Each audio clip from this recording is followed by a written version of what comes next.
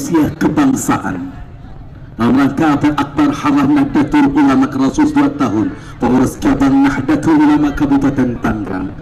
Dalam hal ini bersama kita akan simak tausiah kebangsaan yang akan disampaikan oleh guru kita yang mulia Khairuddin Abdullah Ki Haji Juhri Yakub MA. Kepada Abi kami sedang dengan segala hormat fa'alaihi tafadhal. Sallu ala Muhammad.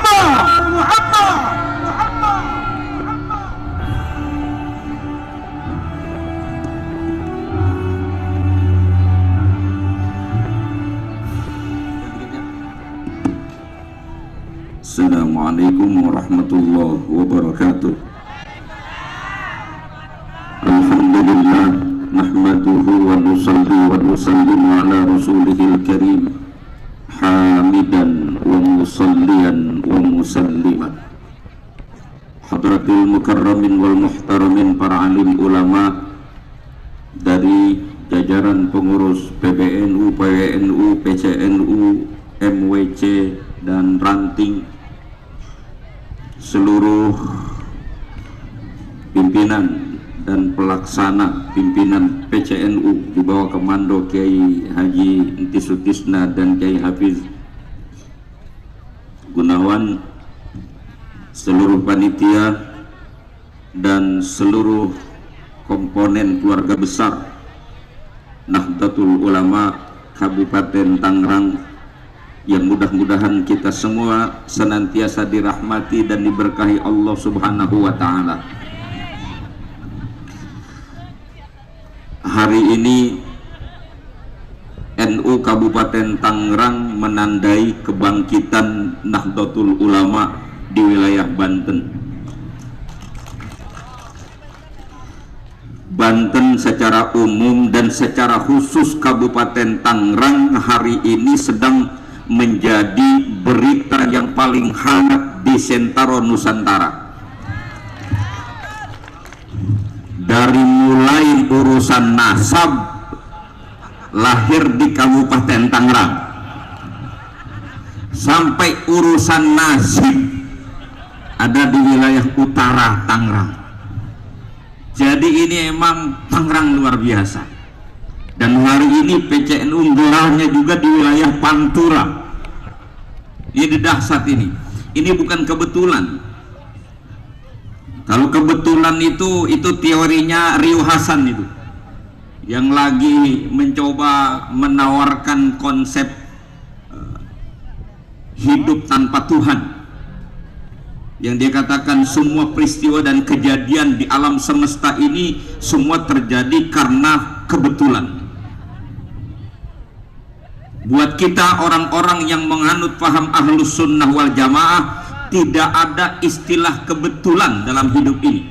Semua by design, semua sudah diatur dan direncanakan oleh Allah Subhanahu wa Ta'ala.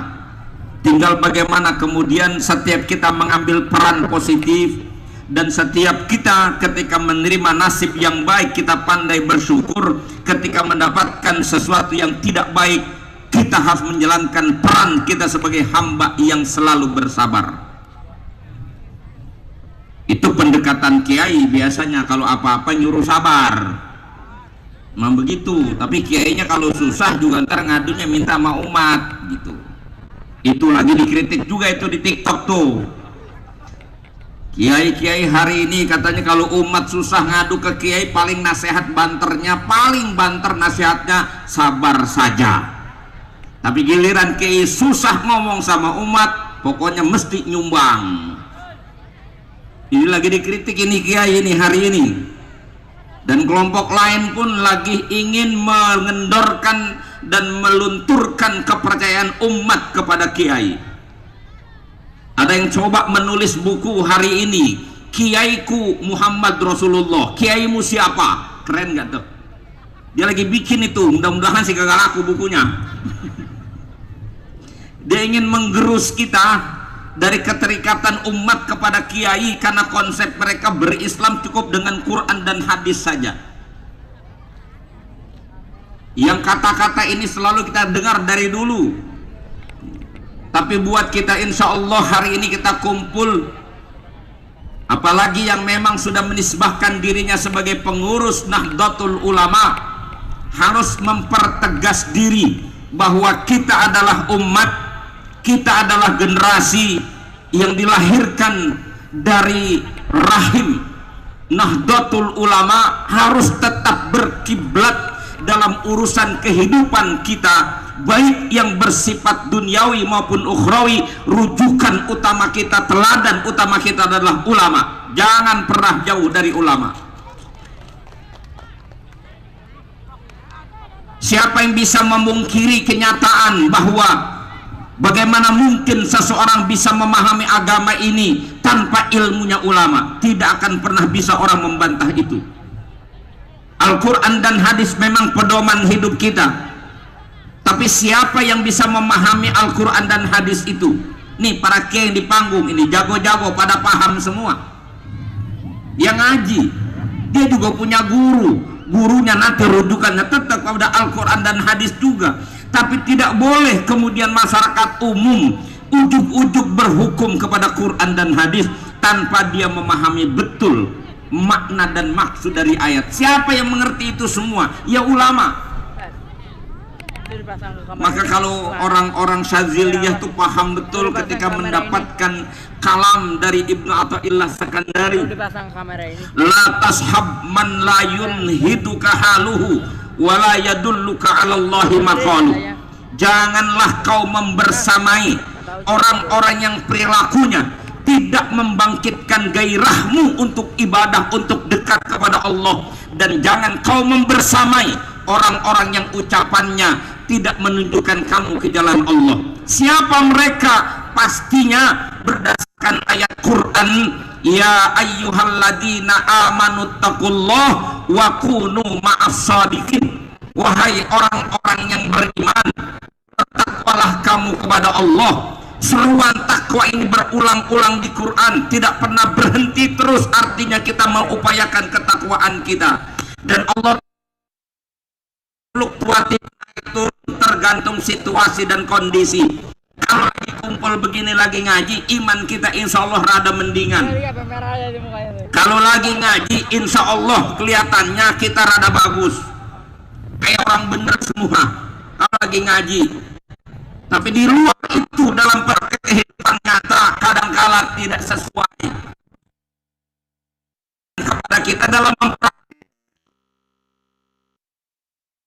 taklim, praktek sehari-harinya. Kita tidak pernah boleh jauh dari orang yang Allah sebut as-shadiqin. Wa kunu ma'as-shadiqin. Hiduplah kamu senantiasa bersama orang-orang yang selalu berbuat baik. Siapa mereka? Dalam Al-Quran kita tarik ada ayat yang berbunyi, innamal mu'minuna alladzina amanu billahi wa rasulih thumma lam yartabu wa jahadu bi amwalihim wa anfusihim fi sabilillah ulaika humus shadiqun. Orang yang beriman itu adalah orang yang benar-benar beriman kepada Allah dan Rasulnya. Thumma lam yartabu, kemudian mereka tidak pernah ragu dengan keimanannya itu. Dan keimanan yang tidak ragu itu dibuktikan oleh mereka. Wajahadu, mereka berjuang, berkorban, bi amwalihim wa anfusihim, dengan harta mereka dan jiwa raga mereka di jalan Allah. Ulaika humus shadiqun. Itulah mereka orang-orang yang telah membuktikan kebenaran iman mereka. Kepada mereka lah Allah perintahkan kita untuk selalu bersama, dekat. Betapa kita ini banyak awam, kita ini tidak mengerti persoalan. Kalau kita kumpul sesama orang awam, kumpul dengan orang bodoh, bego bareng kita. Apalagi bicara ibadah, kita yang ibadahnya masih malas-malesan, kumpul sama yang malas, ya malas bersama kita urusan. Maka bergaul dengan orang alim, ketika kita tidak tahu masalah, dengan mudah kita bisa berlupa, kita bisa. Yang masih malas ibadah, dekat dengan orang yang senang dengan ibadah, akan terbawa situasi kita. Itu yang Allah pesankan kepada kita. Maka itu kemudian pada akhirnya bagi para ulama, bagi para kiai, utamanya bagi pengurus NU sebagai penggerak umat hari ini, dia harus bisa menjadi ikutan dan teladan. Beban kita ini berat sekali ke depan. Setiap zaman ada generasinya, setiap zaman punya persoalannya masing-masing. Kali awal berdirinya Nahdlatul Ulama cuma berhadapan dengan kelompok-kelompok kaum Puritan itu yang ingin memurnikan akidah, orang yang katanya hanya ingin kembali kepada Al-Quran. Secara langsung saja kondisi saat itu yang dihadapi adalah munculnya gerakan Wahabisme di negara Timur Tengah. Tapi hari ini kita menghadapi bukan sekedar orang-orang yang bicara tentang purifikasi ajaran Islam, pemurnian ajaran Islam. Kita sudah berhadapan dengan berbagai macam aliran pemikiran yang menyesatkan itu. Banyak, bukan lagi satu hari ini. Itu artinya tantangan kita ke depan berat. Dituntut khususnya buat kita yang ada hari ini memiliki kewaspadaan, memiliki pengetahuan, memiliki perhatian, dan juga memiliki semangat korban dan perjuangan yang utuh. Saya setuju dengan bahasanya Kiai Hafiz ketika beliau menyatakan jadi pengurus NU itu sama seperti jadi pengurus masjid. Apapun yang ada di rumah boleh kita bawa ke masjid, tapi apa yang di masjid jangan dibawa ke rumah. Begitupun jadi pengurus NU, apa saja yang ada di rumah boleh dibawa ke NU, tapi apa yang ada di NU jangan dibawa pulang ke rumah.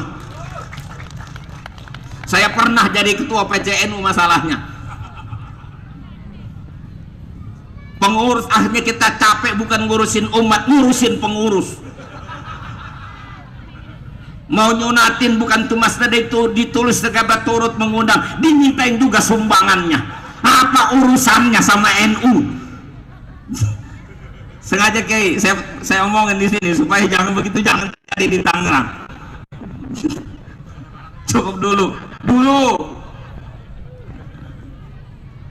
Saya mau ngomong tentang kebangsaan. Konsepnya dari rumah juga saya ada bawa masalah kebangsaan. Yang kita hadapi nenek, urusannya apa sama kebangsaan?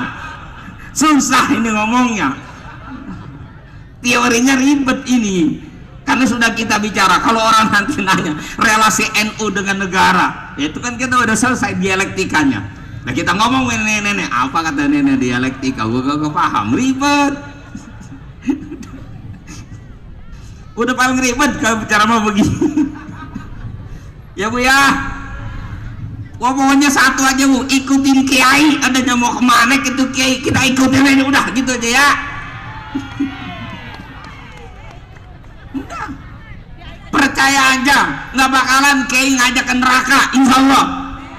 Mau ke surga, ikutin Kiai. Kemana Kiai, ikutin.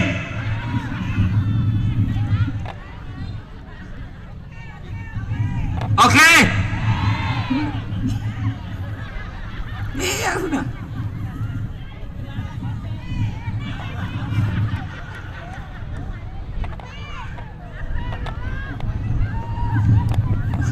Ibu, saya mengajak ngomong konsep yang tinggi-tinggi. Emang masalahnya kalau udah ngomong ceramah kebangsaan itu teori politik semua, ribet. Pokoknya intinya NU udah selesai urusannya dengan relasi dia dengan negara. Itu dipatenkan dari mulai keterlibatan NU dengan berdirinya republik ini sampai kemudian NU tampil mempertahankan kemerdekaan lewat resolusi jihad, dan ketika menghadapi agresi pertama dan agresi kedua, kemudian menghadapi pemberontakan komunis tahun 48 dan tahun 45, sampai kemudian menghadapi Orde Baru, dan kemudian NU mematenkan relasinya dengan negara lewat kesepakatan menerima Pancasila sebagai dasar negara, asas tunggal Pancasila tahun 84 sudah selesai, dan NU kembali menjadi sebuah organisasi massa yang bergerak dalam urusan keumatan, urusan sosial, pendidikan, kemasyarakatan.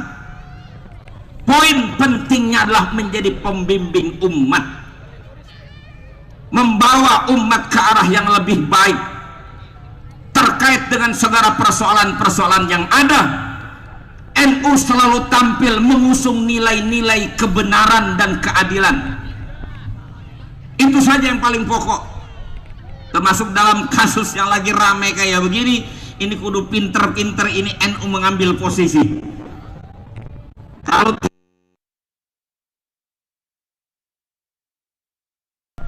bukan berarti NU tidak boleh bersikap.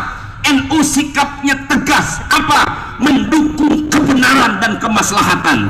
Titik di situ poin. Dan selama masih ada jalan kompromi, diupayakan jalan kompromi yang mementingkan dan menguntungkan semua pihak. Tidak boleh ada yang mencederai hak orang lain. Karena dalam prinsip agama kita, orang boleh mencari kekayaan, orang boleh mencari penghidupan, fantasyiru fil ardi wabtaghu min fadlillah. Tapi ada prinsip yang nggak boleh dilanggar, apa? Allah yu'dhiya ahadan min khalqillah li ajlil kasbi. Tidak boleh siapapun mencederai, mengganggu, menyakiti pihak lain dalam rangka membangun usaha dan mencari rezeki. Tidak boleh hukumnya. Tidak boleh menyakiti. Termasuk nggak boleh ngambil punya orang, kan udah ada wailul lil mutaffifin alladzina yadaktalu 'alan nasiyas. Ataupun nggak boleh yang namanya ngurangin timbangan, mengurangi takaran. Bayangkan ngurangin timbangan takaran aja kagak boleh karena mengambil hak orang lain walaupun cuma 1 on. Apalagi ngurangin tanah orang.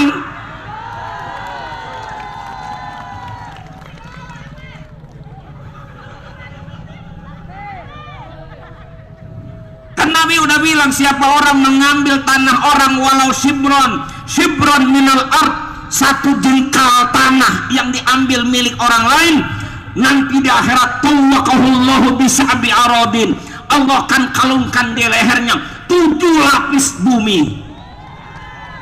Sejengkal kan segini di sini, kalau 30 kilo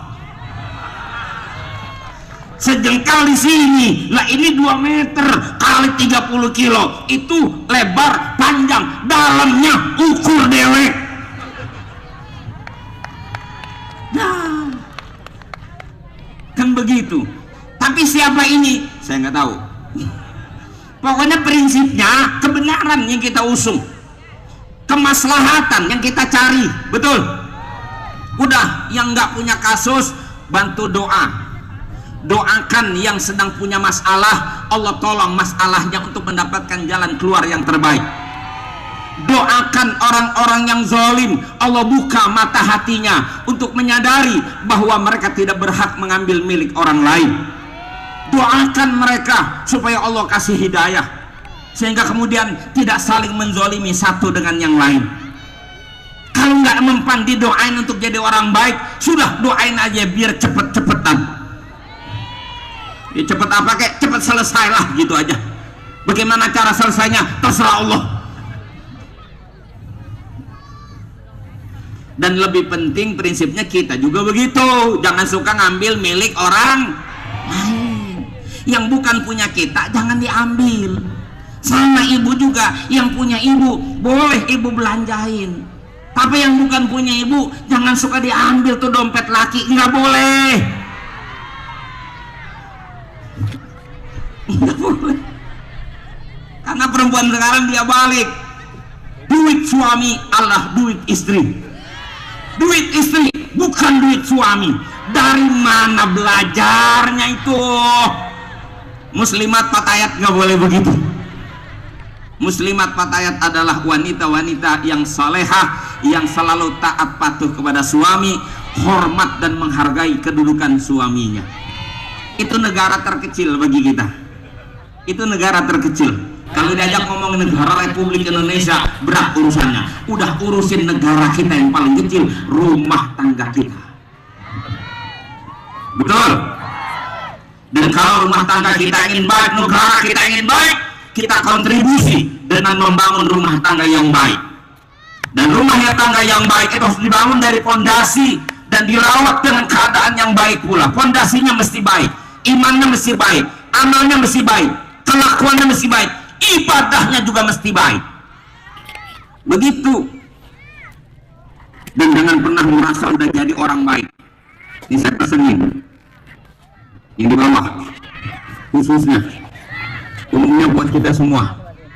Jangan pernah merasa kita udah jadi orang baik, karena prinsipnya orang itu ada dua, satu orang soleh, dua orang salah. Orang soleh bisa jadi salah, orang salah bisa soleh. Terus yang salah siapa? Yang salah itu orang yang terlanjur merasa soleh, atau orang soleh yang terlanjur tidak pernah ngaku salah. Paham kalimatnya? Ya begitu. Makanya kita periksa senantiasa diri kita udah bener apa belum. Termasuk ketika mencari dunia. Ini kan karena ributin yang diributin urusan dunia melulu nih urusan. Betul? Dunia melulu.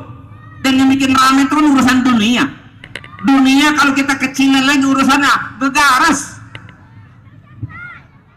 Urusan gedenya konstruksinya kan dunia itu yang dicari. Hubbul jah, hubbul mal, itu kan intinya itu. Hubbul istihar itu, hubbul mal, demen sama banda, demen sama kehormatan, itu kan dunia itu. Kalau kita kerucutin lagi demen sama duit, urusan pokoknya apa? Gegares. Itu jalanan sampai macet, urusan apa coba? Gegares. Itu laut sampai di itu urusan apa coba? Perempuan milih laki-laki lebih cenderung milih mana? Yang gegarasnya banyak, gegarasnya dikit. Bukan yang gegarasnya banyak, yang gegarasannya banyak. Itu pastinya. Makanya jangan salah menyikapi dunia ini. Kita supaya tidak salah, tidak disalahkan kita untuk mencari dunia. Silakan fantasyuru fil ardi wabtaghu min fadlillah, tapi dengan cara yang benar, dengan maksud yang benar. Allah yaqsida fi kasbihi, jangan dia menuju memaksudkan mengqasad dengan usahanya, illa istighfafan li nafsihi wa iyalih, kecuali untuk menjaga kehormatan diri dan keluarganya. Hidupnya harus berdiri di atas kakinya, dan hidupnya tidak menjadi beban orang lain. Syukur setelah itu dia bisa berbagi kepada orang lain. Wala yaqsida bi kasbihi al jam'a wal kasrah, jangan mencari banda tujuannya adalah untuk ngumpulin banda, memperbanyak handa, pamer habanda, flexing dengan harta kayak mak-mak di TikTok itu. Kalau kondangan itu emas semua dipakai, pamer. Giliran orang minjem duit bilangnya kagak punya duit. Harusnya ketika dia sudah berlebih, dia bisa berbagi kepada orang lain. Itu bagian daripada menata rumah tangga, dan rumah tangga kita berguna bagi tetangga kita yang terdekat. Khairun nas anfa'uhum linnas, ahabbun nas ilallah anfa'uhum linnas. Manusia yang paling disuka dicintai Allah adalah orang yang hidupnya paling banyak bermanfaat bagi orang lain. Ibu ya. Dan mental orang NU satu lagi yang diajari oleh para ulama adalah berkorban. Mental orang NU, jangan jadi pengemis dan jangan suka meminta kepada orang lain. Kalau ingin jadi orang kaya, pulang dari sini bisa langsung jadi kaya. Asal jiwa ibu, jiwa pemberi, bukan jiwa penerima. Yo, mau jadi orang kaya? Sudah gampang caranya, tutup itu energi miskin. Tutup. Jangan kasih jalan energi miskin di diri kita ini. Buang jauh-jauh. Apa? Energi miskin di mulut kita, suka ngeluh sama keadaan. Kalau ngomong sama orang selain diomongin yang kagak enak mulu, kagak enak. Giliran punya duit hilang batang hidungnya. Giliran nggak punya duit baru nenangga ngomong tentang suaminya. Kan begitu urusannya. Maksudnya apa? Supaya bisa dipinjemin duit. Karena gitu. Jiwanya menerima. Energi miskin di mata itu apa? Selalu melihat orang lain lebih baik dari dirinya. Hentikan itu. Hidup kita tentunya lebih baik dari orang lain. Begitu ngomong, walaupun saya nggak punya apa-apa, alhamdulillah saya bisa menjalani hidup dengan baik. Walaupun saya nggak punya apa-apa, saya tidak kaya secara materi, tapi saya kaya secara hati. Masya Allah. Tidur di atas karpet ini Jauh tidur di atas karpet di rumah kita jauh lebih baik daripada tidur di atas kasur tapi di rumah sakit. Ayo bener.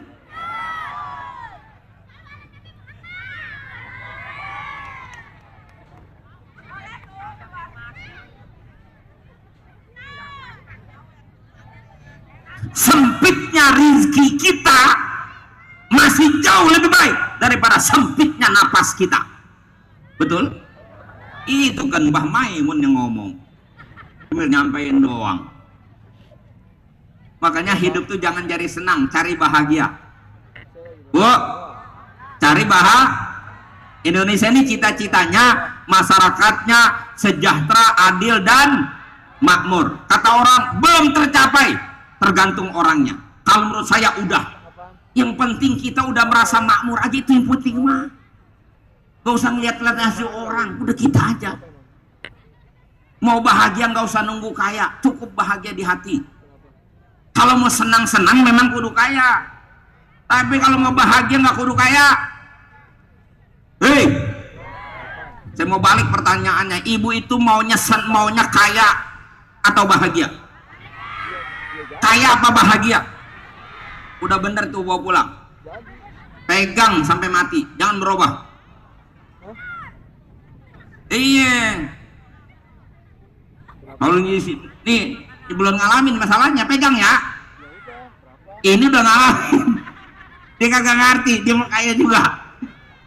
Bu, saya mau tanya sama ibu. Ibu itu kalau tidur, yang penting kasurnya empuk apa pulesnya? Nah, makanya nggak usah kaya juga bu, bisa yang penting bisa di atas karpet. Kalau hidup kita nyaman, hati nggak uring-uringan, pikiran luas, tidur di mana aja bisa pules nggak? Jadi nggak usah ngukur nasib kita dengan nasib orang lain. Jangan bilang enak lu mah, suami lu ganteng, mana ganteng kaya. Jadi kalau kemana-mana bangga digandeng sama laki, punya suami ganteng, mana kaya, enak banget lu mah. Nggak usah begitu, nggak usah.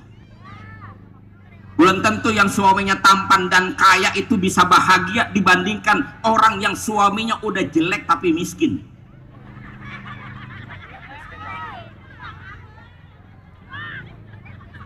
Kan yang ngerasain yang punya. Kalau bayangin orang punya suami tampan, rupawan, ganteng, kaya, 3 hari dia nggak pulang, stres nggak ibu? 3 hari dia nggak pulang, udah mulai kusut otaknya. Seminggu udah gak enak makan, sebulan kurus kering, 3 bulan stres, 4 bulan gila. Berbanding terbalik dengan yang suaminya miskin, jelek, budikan lagi. Yang kayak begitu, jangankan 3 hari dia nggak pulang, 3 bulan pun dia nggak pulang, ibu tenang di rumah, aman. Maka apa yang disampaikan Nabi itu benar. Kata Nabi, konsep bahagia itu wardo bima qasamallahu lak takun adnan nas. Ridholah kamu dengan kenyataan hidup apa adanya. Kau ridho, kau terima, kau lapang dada, kau ikhlas, kau syukuri, selalu alhamdulillah dalam hidupnya. Kau akan jadi orang yang paling bahagia, kau akan menjadi orang yang paling kaya. Nah, tinggal kiainya.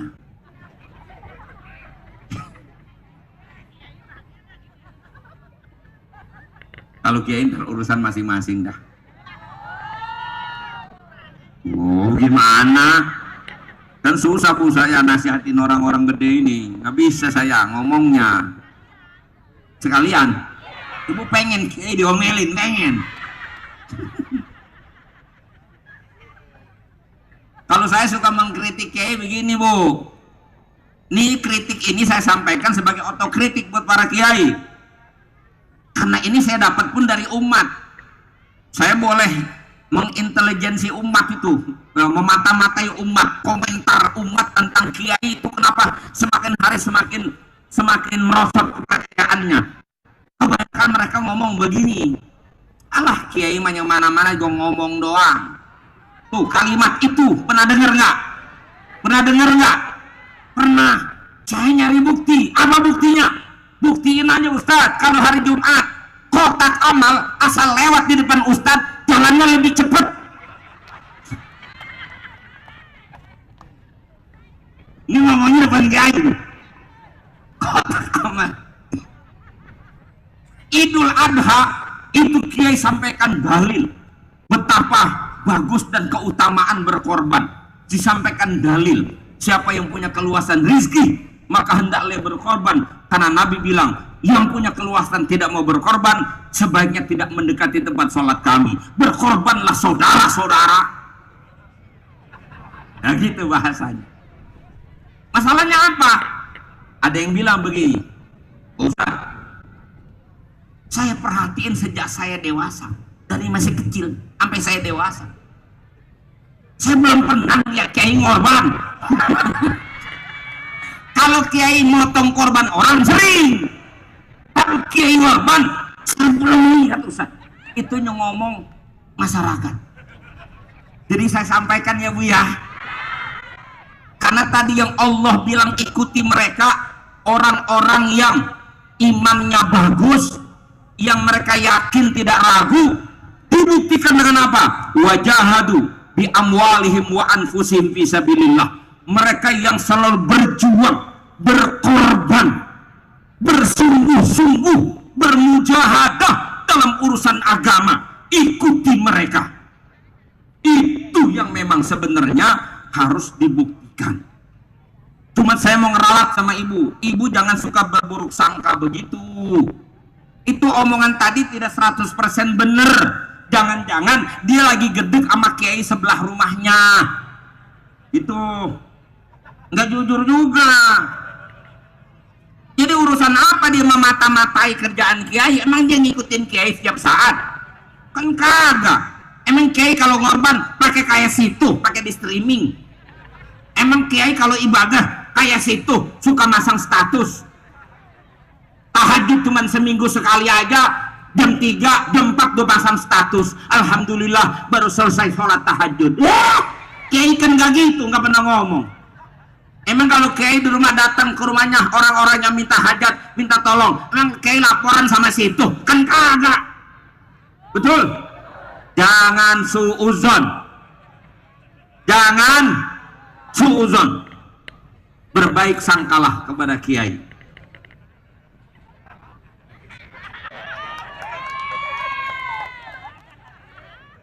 Saya sendiri di sini gerobak saya urusannya nih.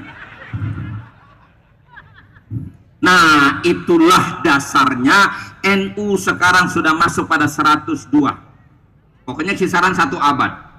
Ini organisasi yang dibuat oleh ulama sebagai bentuk perhatian dan kontribusi mereka bagi umat dan bagi bangsa. Dengan penuh tanggung jawab mereka buat organisasi ini untuk memayungi umat Islam Indonesia.